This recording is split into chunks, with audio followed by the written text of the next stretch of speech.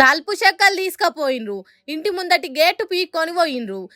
రేపు మీ మెడల మంగళసూత్రాలు కూడా తీసుకపోతారని కేటీఆర్ అంటున్నాడు కదా. హాగో అట్లనే అయ్యేటట్టుంది అని అంటున్నారు కొందరు. ఇగో ఇక్కడ చూడుండ్రి, ఓ రైతు ఇంటికి వచ్చిన సహకార బ్యాంక్ ఆఫీసర్లు అప్పు కట్టుండ్రని అడిగిరట. మరి అప్పటికప్పుడు ఆ రైతు తన పైసలు లేవో ఏమో గాని ఇప్పుడు కట్టలేమయ్యా అని బతిలాడినా ఇనకుంటా ఆఫీసర్లు ఇంటి ముందటున్న ఆ రైతు బండిని తీసుకొని పోయిండ్రు. ఎట్లనో ఓ తీరుగా తిప్పలవాడి అప్పు లేకుండా చేసుకునేటోడేనట. కానీ కాంగ్రెస్ సర్కార్ వస్తే 2 లక్షల రుణం మాఫీ చేస్తామని ఎన్నికలప్పుడు రేవంత్ రెడ్డి ఇచ్చిన మాట నమ్మిండట ఆ రైతన్న. ఇన్ని రోజులు ఇగ రుణమాఫీ అవుతుంది అగ రుణమాఫీ అవుతుంది అని ఎదురు చూసిండట.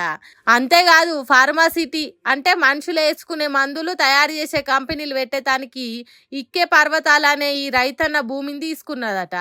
ఆ భూమి పేరు మీద ఉన్న అప్పులు కూడా సర్కారే కడుతుందని చెప్పిండ్రట. ఇక ఆ రైతు అప్పు గురించి ఆలోచన చేస్తాడా? ఆ అప్పు ముచ్చటనే మర్చిపోయిండు అనుకో రాదుండ్రి. రుణం తీసుకున్న భూమే తన తాన లేదు, ఇక అప్పు ఎవరు అడుగుతారని అనుకున్నాడు కావచ్చు. కానీ ఇప్పుడు రుణమాఫీ కాదు కదా, ఆ రుణం ఇచ్చిన బ్యాంకు వాళ్ళు ఇంటికి వచ్చి బండిని ఇట్లా గుంజుకొని పోయిండ్రట.